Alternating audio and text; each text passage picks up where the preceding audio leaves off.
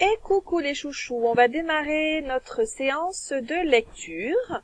On va continuer avec le son que l'on a démarré hier, à savoir le son F. Alors, le son F, nous, on l'a déjà vu avec la lettre F, il y a très longtemps, en début d'année, avec donc la fusée et la lettre F. Et donc hier, on a vu que pour chanter F, on pouvait utiliser les lettres PH, comme le mot repère, le phare, qui chante aussi F. On se souvient du geste qu'il est en train de faire là, le F. C'est fort, on le lance, on sent dans son ventre que ça fait F. Voilà. Alors tu vas me dire comment savoir si le son F, je l'écris avec la lettre F de fil, ou si le son F, je l'écris avec les PH de phare. Eh bien, on ne le sait pas, on l'a déjà dit plusieurs fois en classe, quand il y a plusieurs façons d'écrire un même son. Ce qu'il faut, c'est lire énormément de livres, de façon à rencontrer le plus de mots possible, et à force de rencontrer les mots, c'est comme ça que ton cerveau les enregistre et se souvient comment il faut écrire ce mot. Et donc, si tu rencontres des mots qui chantent F, ton cerveau, au fur et à mesure, va enregistrer, va se souvenir si le F, c'est avec PH ou avec la lettre F. Alors après, c'est vrai que de manière générale, les mots qui chantent F, très souvent, c'est quand même avec la lettre F. Voilà, donc si tu ne sais pas, vaut mieux mettre la lettre F de toute façon.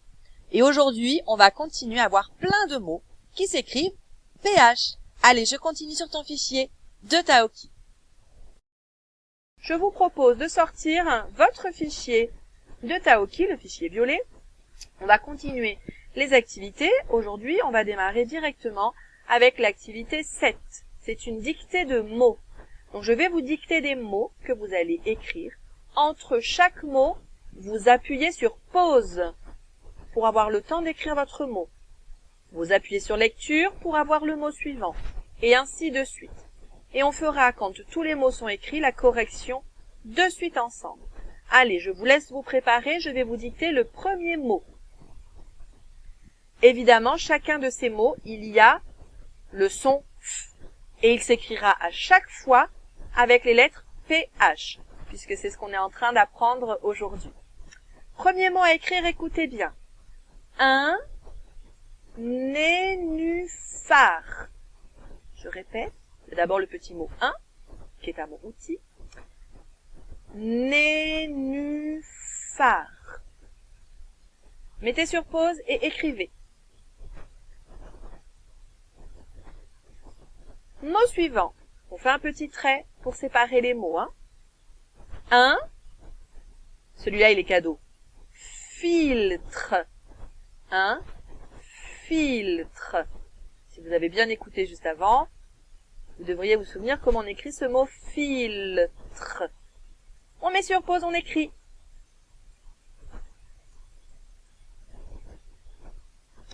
Mot suivant, un phasme. Un phasme. C'est un petit insecte. Allez, on met sur pause, on écrit. Dernier mot, une catastrophe. Je répète, une catastrophe. Allez, on met sur pause, on écrit.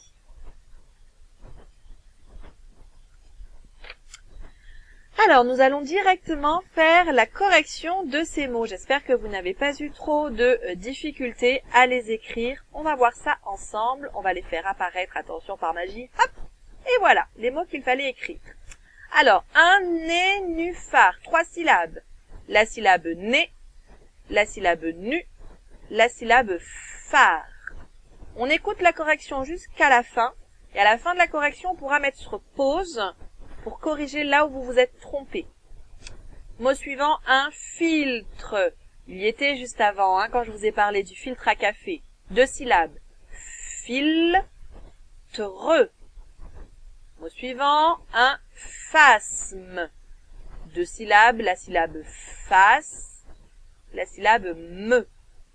Et enfin, dernier mot, une catastrophe. Là, il y avait plusieurs syllabes. La syllabe K, la syllabe TAS, la syllabe TRO et la syllabe FE. Catastrophe. Allez, si vous avez besoin de corriger, mettez sur pause et corrigez au stylo vert. Sinon, les autres, on continue. Activité 8. Remets les mots dans l'ordre pour écrire la phrase. Donc tu as plusieurs mots, je vais les lire avec toi. Cœur, connaît, par, Philippines, alphabet. Donc évidemment, si je lis ces mots dans cet ordre-là, ça ne veut rien dire. Et une phrase, on se souvient, elle a du sens, elle veut dire quelque chose. Et elle commence aussi toujours par une majuscule et elle finit toujours par un point. Donc on a des indices. On sait quel va être le premier mot, puisqu'il commence par une majuscule. Et on sait quel va être le dernier mot, puisqu'il finit par un point. Et ensuite, on remet les mots dans l'ordre pour faire une phrase qui veut dire quelque chose. Quand on a trouvé cette phrase, on la recopie sur le chemin de souris juste en dessous. Au fur et à mesure, vous pouvez barrer les mots que vous avez utilisés pour être sûr que vous n'ayez oublié aucun mot. Vous pouvez mettre pause pour faire votre travail et je vous retrouve avec le livre de Taoki. À tout de suite. Allez, c'est parti pour l'histoire de Taoki. Donc, hier, on a vu les photographies sur la page de gauche de votre livre. Et bien, aujourd'hui, donc, on va un petit peu regarder cette nouvelle histoire qui raconte un petit peu ce que l'on a vu hier sur les photos. Alors, regardez, ce texte est un texte particulier. C'est un peu le même type de texte que l'on a vu la dernière fois. C'est une lettre. Eh oui, on le sait parce que c'est écrit en cursif, parce que c'est sur une feuille de cahier, on voit les chemins de souris, et puis aussi parce que on a d'autres indices, le tout début de la lettre et la fin de la lettre. Alors le tout début de la lettre, regardons ensemble, ici, première ligne, coucou maman, coucou papa. Ah, c'est quelqu'un qui s'adresse à sa maman et à son papa. C'est quelqu'un qui parle, qui veut dire quelque chose à sa maman et à son papa, et qui pour l'instant lui dit coucou. Alors pour savoir qui parle dans cette lettre, l'indice ça va être de regarder tout à la fin. Regardez un petit peu ici. C'est la signature, Il y a écrit Hugo. C'est donc Hugo qui écrit cette lettre à son papa et à sa maman. Alors évidemment, on imagine que Hugo écrit une lettre comme il est parti en classe de mer, qu'il écrit une lettre pour raconter ce qu'il fait durant sa classe de mer. Nous, à Gruissant, on n'a pas écrit de lettre à son papa et à sa maman. Mais moi, j'envoyais sur Classroom ce que nous faisions. Comme ça, eux aussi, ils savaient ce qu'on faisait. Eh bien, là, dans la classe de Hugo, les enfants écrivaient des lettres à leurs parents pour leur raconter un petit peu leur journée. Alors, ce que je te propose, c'est de lire cette histoire de Taoki. Donc là, tu mettras pause, évidemment, et tu prendras le temps de bien lire cette histoire de Taoki. S'il y a vraiment un mot que tu as trouvé compliqué, que tu n'as pas compris, n'hésite pas à aller demander à papa ou à maman. Parce que souviens-toi, en lecture, on doit comprendre ce qu'on lit. Donc si vraiment il y a un mot que tu ne comprends pas ou quelque chose que tu n'as vraiment pas compris dans cette histoire, tu n'hésites pas à demander à papa ou à maman. Allez, je te laisse mettre pause et bonne lecture et je te retrouve dans le fichier de Taoki pour continuer nos activités. À tout de suite.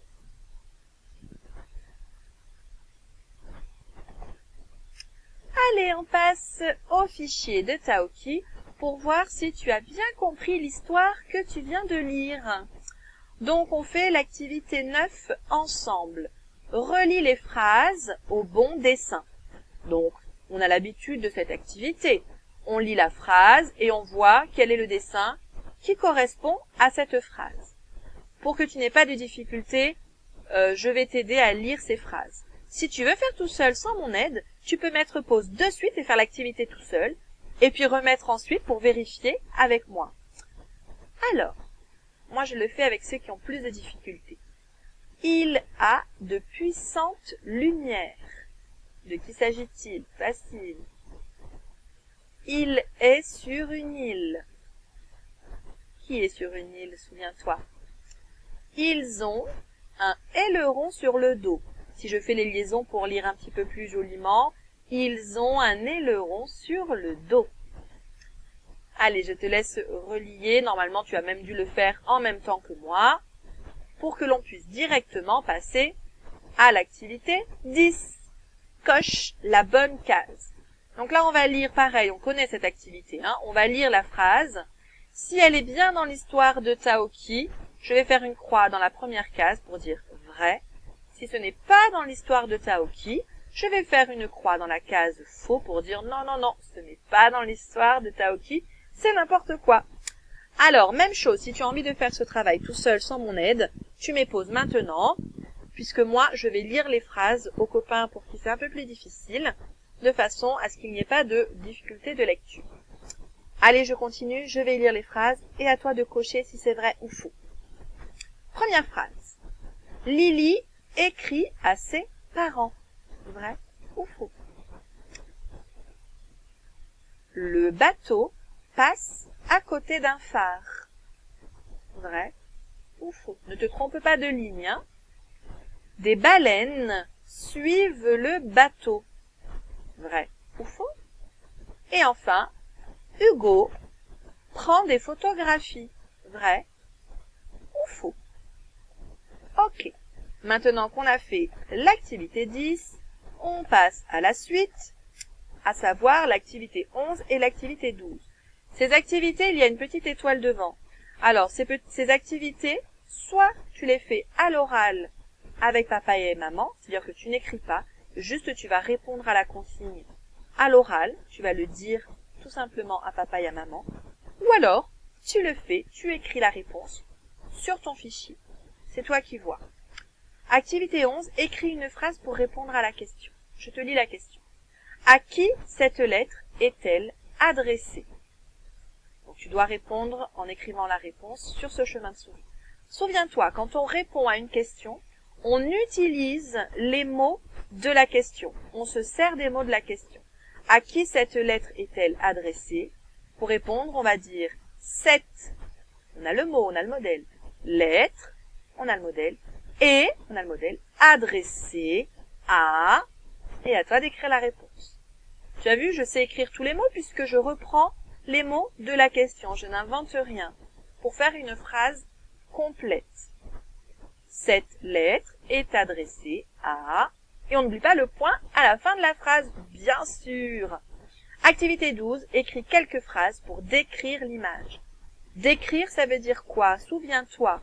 Ça veut dire que je vais dire ce que je vois. On imagine, j'ai les yeux fermés et j'ai besoin de voir ce qui se passe, de voir quelle est cette image. Pour ça, eh bien, tu vas me raconter ce que tu vois, de façon à ce que je puisse voir la même chose que toi, en faisant quelques phrases, à l'oral ou à l'écrit, parce que c'est pas évident. Tu peux écrire comme tu entends, c'est pas un souci. Bien, ça y est, ton travail de lecture est terminé. Bravo, je te félicite. Je te retrouve plus tard pour un nouveau travail. Bisous, bisous les chouchous.